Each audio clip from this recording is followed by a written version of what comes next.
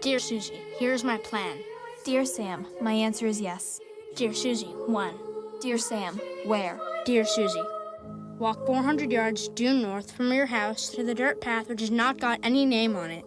Turn right and follow to the end. I will meet you in the meadow.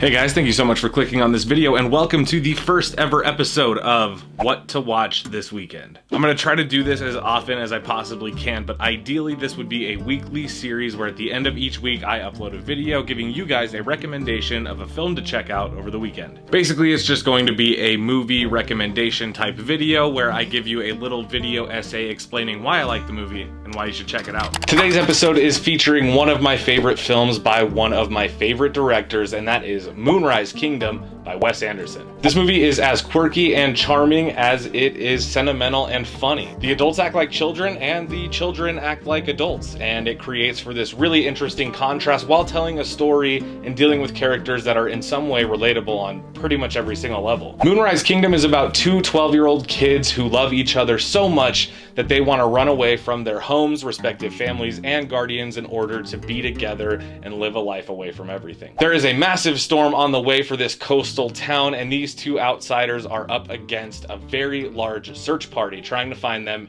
bring them back home, and separate them. It's relatable, it's fun, each character has their own cracks and individual flaws, but the movie really tells you two different stories within this one narrative. The couple runs away, you get their story, and then you get a very contrasting story of the parties involved in trying to find them, and it is funny, weird, and just satisfying. I don't know. There are 3 reasons why I recommend this film, and that is the characters, the story, and the cinematography. So, let's start off by meeting our characters.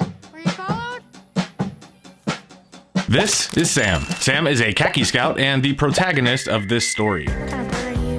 Sam and his scout troop at Camp Ivanhoe are located in the quirky and charming island of New Penzance, New England. Sam is an orphan, and his current foster family is having a hard time keeping up with him and his rebellious and often dangerous behavior. No memory of this, but my foster parents think I am lying. Sam is completely misunderstood and seemingly has no friends. Is kind of a loner, but it could be debated that that is exactly the way that he likes it. This is Susie. Susie loves vinyl records, reading stories from her books. She loves her cat, but most of all, Susie loves her binoculars, which have a pretty big impact on the events of the third act. Susie, like Sam, has behavioral and social issues and doesn't seem to fit in or want to fit in, and she truly is misunderstood by her entire family. Susie dislikes her home life and even goes as far as to claim that she hates her own mother for reasons discovered later in the movie. This is Scoutmaster Randy Ward, played expertly by the brilliant Edward Norton, aka everyone's favorite Hulk. Scoutmaster Randy is the dedicated, brave, and sort of clueless leader of Sam's scout troop, and throughout the entire film he finds himself in over his head trying to keep up with these kids who are miles ahead of him, or at the very least steps ahead of him at every turn in the entire film. He's caring, direct, and has something to prove to himself and everybody else throughout the entire film, and it's actually a really nice performance. I really loved it. These are Susie's parents. Susie's father, played by my personal favorite actor of all time, Bill Murray, is detached and cold towards his family and seems to have a very real love and concern for his oldest daughter, Susie. While he does seem disconnected from the rest of his family and Susie, you can tell throughout the entire story just how concerned and worried about her he is, which I think is a really nice subtlety that you see in his character. Susie's mother, played by Frances McDormand, is a sad and quiet woman who has secrets of her own to hide from her family. She ultimately has some struggles and some things that become discovered later in the movie that lead to her daughter Susie not being the biggest fan. This is Captain Sharp, played by Bruce Willis, and honestly maybe his best performance since like Unbreakable. I mean, I don't know, don't quote me on that, but maybe. He's the dumb and goofy local island police officer who is hopelessly in love with Susie's mother, unknown of course to Susie's father at first. He wants the best for everybody, but specifically finds a love and empathy for the character of Sam throughout the movie. This is Social Services. No, I'm not, that's it. Her name is Social Services. It's amazing. Social Services is played by Tilda Swinton and is, for all intents and purposes, the antagonist of this story.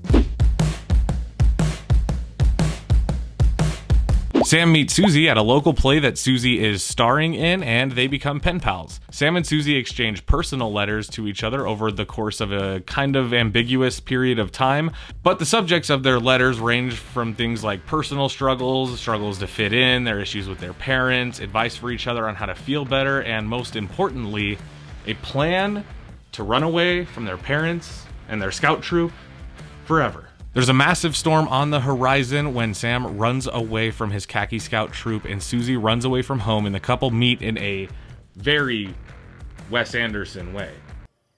Were you followed? I doubt it. Good. Is that a cat in there? The two lovebirds head out on their adventure, and we get to learn a lot about why they feel the way they feel and kind of why they are the way they are. And the movie really gets a lot of credit here for making two 12-year-olds so relatable, even for somebody who's clearly not 12 years old. Also, shout out to Sam's survival and camp building skills, because sheesh.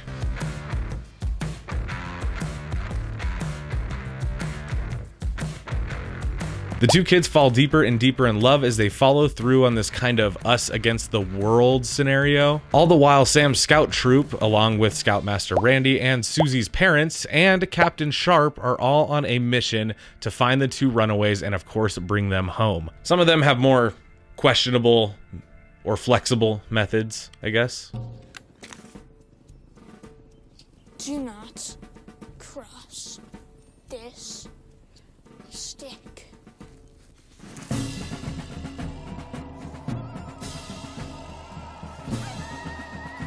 Eventually, the two kids are caught and shortly separated while Sam is staying with Captain Sharp after his foster family refuses to invite Sam back to stay with them, and Susie is back home where she tells her mother that she is unhappy living there and that she hates her. Social Services is now involved and on their way to get Sam to take him to a juvenile refuge, which is obviously not ideal for a 12-year-old boy who's already had some issues fitting in.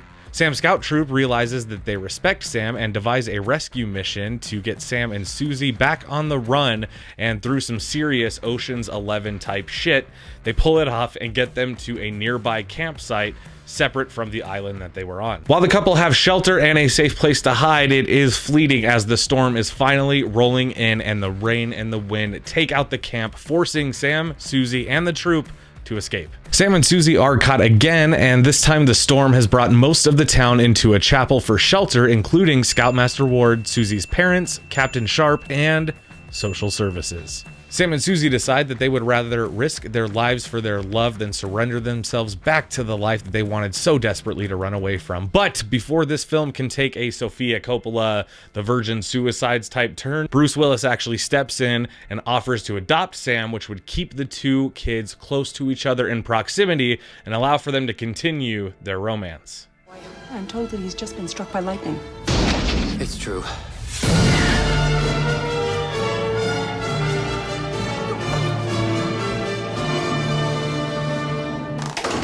I'll be out back.